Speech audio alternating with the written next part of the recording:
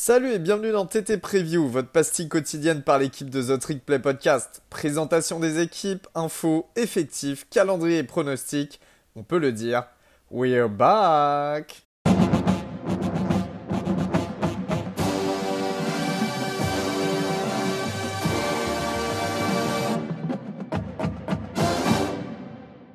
Et bonjour à tous et bienvenue sur ce nouvel épisode de The Trick Play. Aujourd'hui, épisode preview comme d'habitude. Je suis avec mon ami Augustin Gabel. Comment allez-vous, monsieur Gus?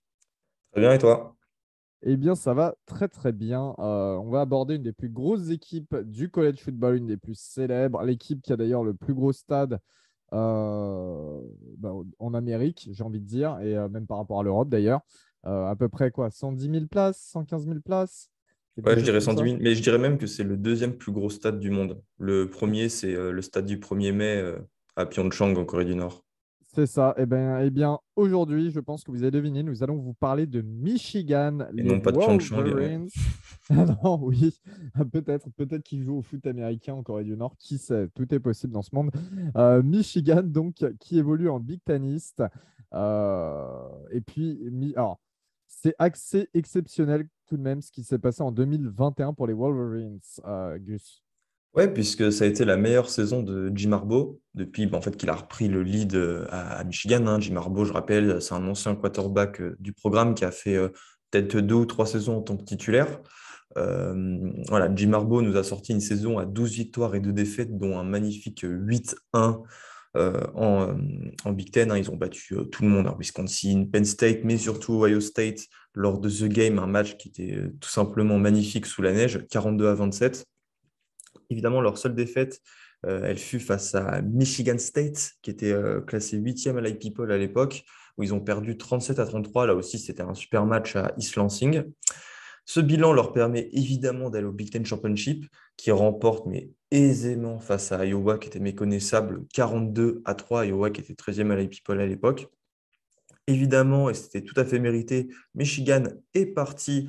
Je pense qu'ils ont terminé l'année deuxième à l'IP Poll, Elio, si je ne dis pas de bêtises, hein, vu qu'Alabama était premier. Ouais, il termine deuxième avant les playoffs. Voilà, deuxième, donc ils vont en demi-finale de playoff à l'Orange Bowl, si je ne dis pas de bêtises, où là ils perdent, ils sont battus à plate couture par Georgia 34-11.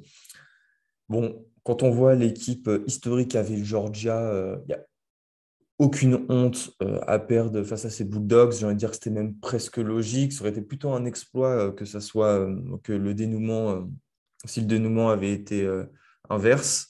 Et voilà, faut pas enlever cette magnifique saison à Jim Harbaugh et Michigan, qui est de loin la meilleure depuis qu'il a repris les rênes du programme.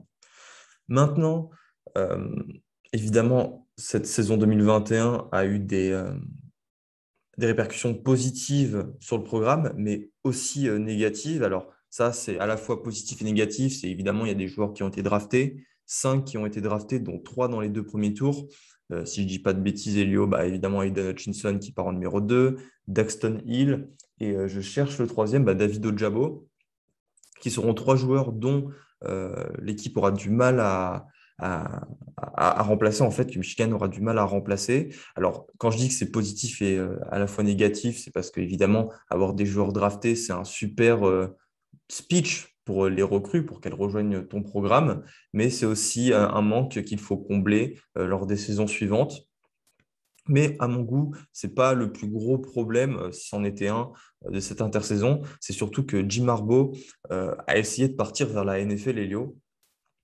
Et pourquoi, je pense que c'est quelque chose où il faut se pencher un petit peu dessus. Pourquoi c'est une mauvaise nouvelle en fait pour le programme que Jim Harbaugh ait essayé d'aller vers les Vikings, les Raiders. Tout simplement parce que déjà, comment tu peux donner confiance à des recrues sur le futur avec quelqu'un qui est annoncé vers la NFL? Alors, il avait prolongé en cours d'année ou avant la saison dernière son contrat jusqu'à 2025 du côté de Michigan. Finalement, il s'est dit intéressé par la NFL. Il y a eu des contacts très proches. Donc, comment tu peux donner confiance à des recrues avec un coach qui prolonge, mais qui en même temps peut se barrer à tout moment et montre qu'il peut le faire? Moi, je trouve que c'est quand même assez compliqué pour un programme tel que Michigan, d'autant plus que finalement, les bons coordinateurs sont partis. pour avoir d'autres postes. Ouais. Donc, quand tu es joueur, tu te rattaches à qui? Tu Non, vois? non, mais tu te rattaches au head coach. Mais le truc, c'est, d'ailleurs, on le voit en fait sur la classe de recrutement 2023. Michigan a beaucoup de mal et je suis quasiment persuadé que c'est pour cette raison.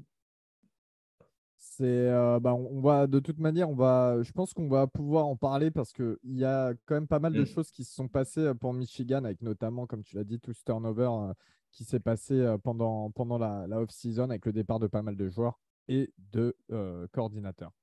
Des départs de coordinateur, à commencer par Josh Gattis. Josh Gattis qui a remporté le Bryce Award. Le Bryce Award, c'est le trophée qui récompense le meilleur coordinateur du pays, qui est parti rejoindre Mario Cristobal à Miami, évidemment, pour le même poste. Il sera remplacé par Sharon Moore, qui était le coach de la O-line, si je ne dis pas de bêtises, en 2021, et par Matt Weiss, qui était le quarterback coach, qui a notamment de l'expérience avec son frère John Harbaugh chez les Ravens. Donc voilà, ce sera deux co-coordinateurs offensifs. Et il y a aussi, et là ça fait très très mal, c'est le départ du coordinateur défensif Mike McDonald qui passe defensive coordinateur chez les Ravens. Donc voilà, c'est quand même je vais dire un upgrade. Non, parce que sincèrement, je ne le pense pas, mais c'est une belle promotion, j'ai envie de dire, pour McDonald. Et ça provoque l'arrivée du defensive coordinateur de Vanderbilt, Jesse Minter, et qui lui aussi avait fait quelques piges chez les Ravens. Ouais, les Harbaugh qui se transfèrent entre eux, les coordinateurs, c'est assez intéressant. Au niveau des comités de transfert, c'est la neuvième meilleure classe du pays au Composite. Ils ont un 5 étoiles, c'est Will Johnson, le cornerback numéro 3 de cette QV, qui est originaire du Michigan, qui reste donc à la maison. Et ils ont 9 4 étoiles. C'est du recrutement qui est partout dans le pays. Michigan, c'est vraiment comme ça. On a tendance à s'en moquer avec Gus en disant qu'il donne des offres à vraiment genre tout le monde. Et après, ça passe sous sa casse. Donc, c'est pour ça que le recrutement n'est pas centralisé sur le nord des États-Unis. Alors qu'il y a des bons prospects dans le Michigan. Et étonnamment, les meilleurs joueurs du Michigan ne choisissent pas toujours Michigan. Voilà. Il y a également 2 transferts. Pour cette saison, Gus, on va parler de l'attaque. Et évidemment, pour moi, c'est quand même le poste qui a posé le plus de soucis cette année. Alors, ça dépend comme on le voit. Michigan, c'est beaucoup de jeux à la course. Il faut voir ça aussi. Mais le poste quarterback, j'ai vraiment pas été hype cette année et j'ai pas mal critiqué d'ailleurs dans les podcasts. Le quarterback sera de nouveau Cade McNamara, donc qui est senior, hein. Il va reprendre son rôle de leader. Il a lancé 2500 yards, 15 touchdowns et 6 interceptions l'année dernière. Il sera suivi de nouveau très près par J.J. McCarthy, le quarterback sophomore qui était un 5 étoiles. Il avait vu aussi le terrain l'année dernière. Il avait lancé 500 yards et 5 touchdowns pour 2 interceptions, je crois. Euh, Déjà, pour parler de cette QB room, moi, j'ai toujours eu ce problème et Valentin était d'ailleurs Valentin qui est vraiment celui qui regarde le plus les quarterbacks. Il était un petit peu sur la même longueur d'onde, à ce dont je me rappelle. Euh, j'ai du mal avec un gros programme comme Michigan qui quand même peut se permettre d'avoir de très bonnes recrues au poste de quarterback. On voit avec McCarthy, hein. J'ai du mal à avoir une QB room où le head coach a du mal à trouver un poste de titulaire, un numéro 1 en puissance.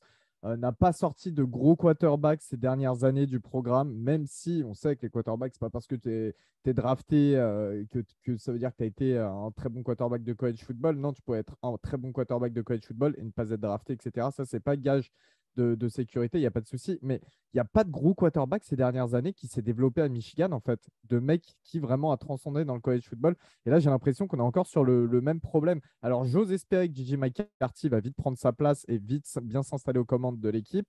Mais bon, il y aura le post running. Ouais, Pour moi, c'est un scénario, en fait. Je pense que l'idée l'an dernier, c'était de commencer évidemment par McNamara parce que J.J. McCarthy n'était que freshman et de se dire au fil de la saison, allez, on essaie de lui offrir quelques snaps et à la fin, on lui donne les rênes. Mais en fait, McNamara, quoi qu'on en dise, bah, il a vraiment bien tenu le taureau par les cornes puisque Michigan est allé en playoff, tu vois. Donc, d'un côté, est-ce que tu veux virer le mec qui t'assure un plancher quand même, allez, je ne vais pas dire assez haut, mais un mec qui fait quand même peu de conneries, qui amène de la stabilité à une attaque de Michigan qui a quand même du mal depuis quelques années. Parce que Michigan, enfin, il faut se rappeler de Shea Patterson, il faut se rappeler de la triplette Brandon Peters, Josh O'Corn et Will Speight, où c'était une catastrophe à l'époque, alors que la défense était juste exceptionnelle. C'était une défense all-time avec Rashan Gary et tout. En fait, depuis Denard Robinson, Michigan n'arrive pas à avoir un quarterback, j'ai envie de dire, qui stable, qui s'impose. Et voilà, je pense que Harbaugh avait peur que, en chamboulant tout d'un coup, ben, il retombe dans les mêmes travers du passé. Et c'est pour ça que McCarthy, en fait, il s'est contenté à chaque fois de quelques snaps ou de situations bien précises. Parce que, ouais, comme tu l'as dit, il termine avec 500 yards et 5 TD. Il a quand même été mis beaucoup à contribution. En Donc fait, moi, je pense que cette année, Jim McCarthy, ça dépendra du bilan de Michigan. Si en Michigan fait, ouais. S'ils partent sur un 6-0, 7-0 et que McNamara fait le taf, il restera là. Il ne prendra pas le risque de tout chambouler de McCarthy, même s'il est quand même très, très, très talentueux. Et je pense que c'est l'avenir du programme. Maintenant, si Michigan perd quelques matchs ou fait vraiment des performances offensives dégueulasses, McCarthy sera lancé dans le grand bain. Et pour moi, ça fait aucun doute. Le problème d'Arbo, c'est qu'en fait, il lançait beaucoup McCarthy dès que McNamara était en difficulté, tu vois. Sauf que finalement, McCarthy faisait pas non plus des étincelles, tu vois, des folies. Donc, du coup, il remettait McNamara parce que ça réapportait de la stabilité. Après, il ressortait McNamara pour remettre McCarthy. Tu voyais qu'il était hésitant, qu'il n'arrivait pas à donner une position de force à un des deux QB. Tu vois ce que je veux te dire? Et j'espère, en tout cas pour Michigan, que ce ne sera pas le même problème cette année. Sinon, ça risque d'être un petit peu compliqué. En tout cas, on va retourner vers ce qui fonctionne. Et comme je l'ai dit tout à l'heure, la force principale, bah, c'est le running game avec le départ d'Hassan Haskins à la draft au 4e tour chez les Tennessee Titans après une saison exceptionnelle à 1300 yards et, attention, 20 touchdowns. Il y a toujours Blake Corum qui est là. Blake Corum, on le sait très bien, c'est un des meilleurs running backs du game pour la saison qui arrive. Il pourrait avoir vraiment sa breakout season. Il était il était dans l'ombre de Haskins. Il a quand même couru pour 1 milliard et 11 touchdowns. Il est junior cette année. Il aura également à côté de lui Donovan Edwards, le sophomore qui était le 4e meilleur running back du pays lors de la classe 2021. Il a déjà joué lors de sa saison de true freshman. Je crois qu'il a mis 2 ou 3 touchdowns d'ailleurs. Ah, Mais c'est c'est l'un des vraiment. meilleurs duos. C'est l'un des meilleurs duos de coureurs du pays. Ouais, Mm. totalement, totalement. Et justement, pour avoir des meilleurs duos de coureurs, il faut avoir une très bonne O-line également. C'est cette O-line qui a été vainqueur du Joe Moore Award en 2021, donc qui récompense la meilleure O-line du pays. Il y a eu 2 gros départs très préjudiciables quand même, avec le right tackle Andrew Stuber qui était First Team Big Ten plus All-American l'année dernière et qui a été drafté au 7e tour par les New England Patriots, hein. Il y a Bill Belichick qui va encore nous en faire un Pro Bowler. Et il y a le centre Andrew Vastardis, qui était le capitaine de la O-line, qui est aussi parti. En revanche, il y a une super arrivée sur le portail des transferts du centre senior Olusegun Oluwatimi, qui arrive en provenance de Virginia. C'était un des meilleurs à son poste l'année dernière en CFB. Il vise clairement la NFL en allant à Michigan. Enfin, la recrue est quand même assez extraordinaire pour le programme. Et puis, c'est vrai que la corrélation se fait facilement, tant la O-line de Michigan est réputée et le joueur veut, lui, s'assurer un bon avenir. On retrouve également des joueurs d'expérience, hein, notamment au poste de left tackle, les 2 guards. Donc voilà, ça devrait quand même rester assez stable. Il y a 2 anciens 4 étoiles qui vont se concurrencer pour passer right tackle. Donc je me fais pas trop de soucis pour la O-line. Et cette O-line, elle va pas que créer des brèches pour les running backs, elle va également devoir permettre au quarterback, on verra qui jouera le plus, mais d'avoir du temps pour lancer. Pour ça, il faut des receveurs et tight end. Le corps de receveurs devrait pas trop bouger cette année, rester assez intéressant. On a Cornelius Johnson qui sera le leader, mais il y a également le retour de Ronnie Bell. Surtout ça, ouais. On l'attendait vraiment l'année dernière, Ronnie Bell, et il s'est blessé lors du premier match au ligament, donc saison terminée. Et je Ça crois sera qu'il sa il avait fait un super premier match d'ailleurs. Ouais, ouais, ouais. Il sort un putain de match, il se blesse, ligaments, tout ça. Mm. Enfin voilà. C'était apparemment, il a très très mal vécu en privé. Mais bon, il est de retour, ça sera sa 5e année, Mm. énormément d'expérience. On espère vraiment qu'il sera mis à 100% parce que ça pourrait être une attaque d'enfer assez dynamique, que ce soit du coup à la passe, parce qu'encore une fois, le quarterback aura un excellent playmaker. Et, euh, et à la course également. Au poste tight end, on aura Eric Hall, qui est un tight end ultra athlétique, vraiment intéressant dans les airs, avec presque 450 yards et 2 touchdowns l'année dernière. C'était le meilleur 2e receveur en 2021. D'ailleurs, Gus, je crois qu'il a un heureux événement qui arrive bientôt déjà à son jeune âge. Bah, il attend un gosse à la fin du mois d'août. Et il semble, hein, période de gestation de 9 mois, qu'il a procréé le soir ou dans les jours après The Game lorsque Michigan a battu Ohio State. Voilà. C'était là. Vous pourrez le ressortir à votre dîner de famille.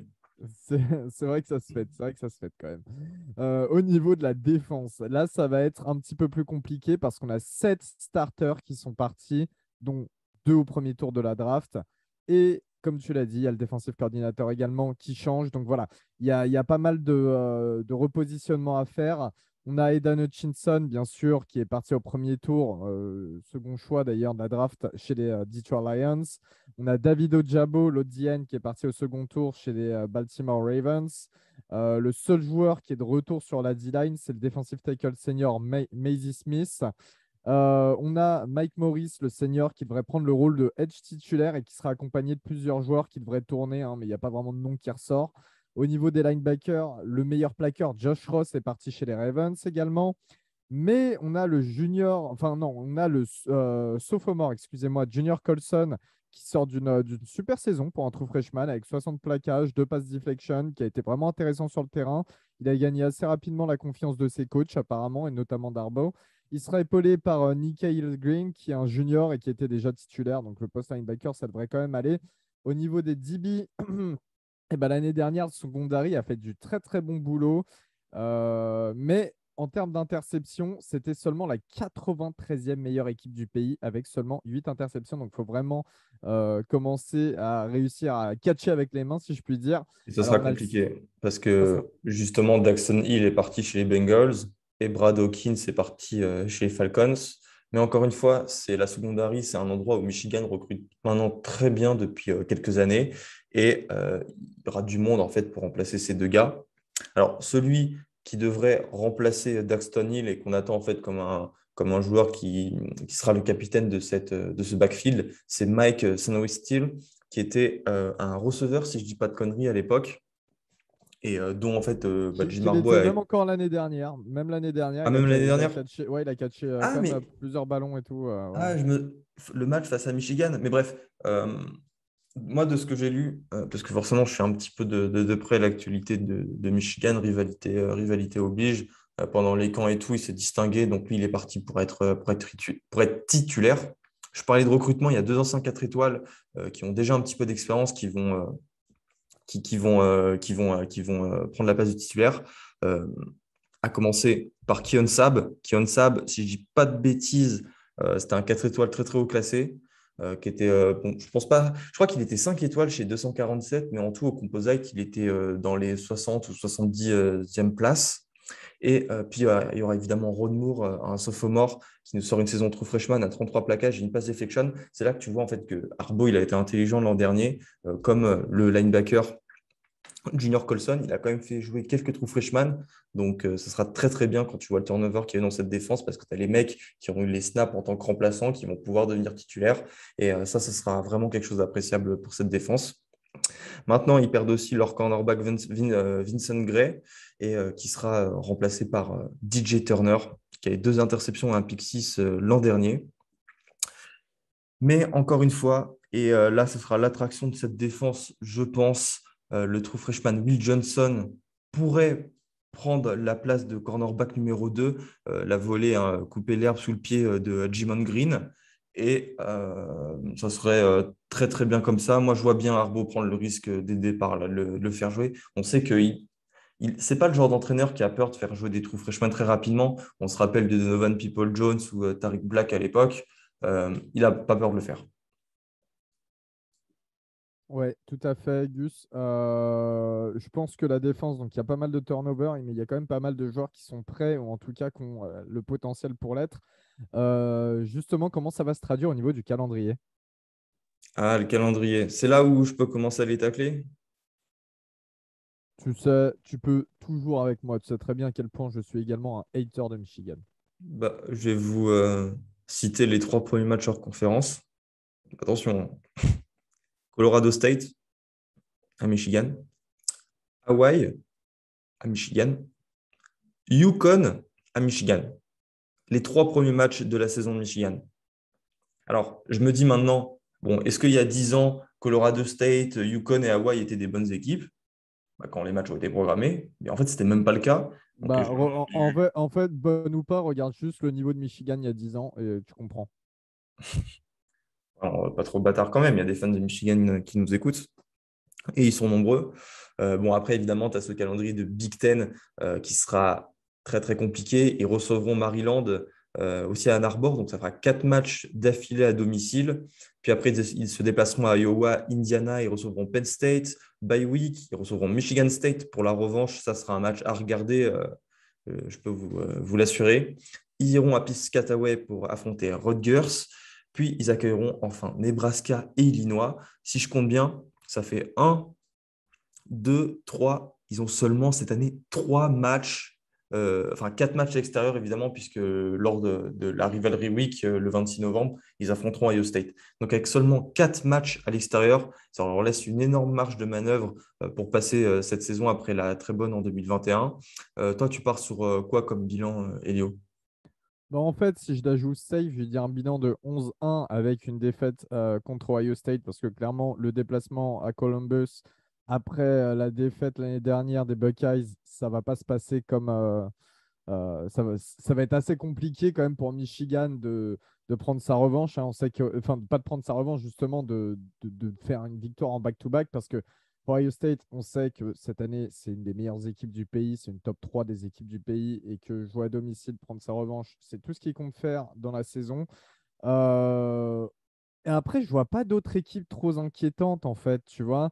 Les matchs les plus embêtants pour eux, bah, ils les jouent tous à domicile, que ce Ouais, je soit. parle justement Michigan State. Ah ouais, tu as peut-être Penn State qui peut venir faire quelque Non, chose. même pas, parce qu'ils jouent aussi à Ann Arbor, tu vois. Donc, Euh, finalement, hmm. tu vois, Penn State, j'ai vu très haut Iowa. niveau. Ils ont perdu des joueurs.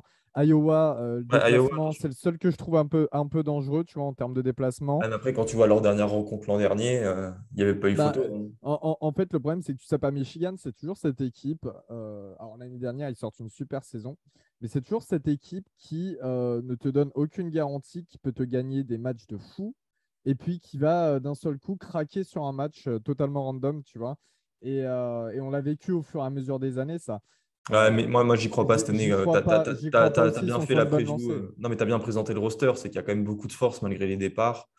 Et quoique, après, tu sais, peut-être que le turnover des coachs, ça va tout changer, mais j'ai du mal à y croire. J'ai du mal à y croire. Donc, moi, je pars sur un bilan de 10 victoires et 2 défaites.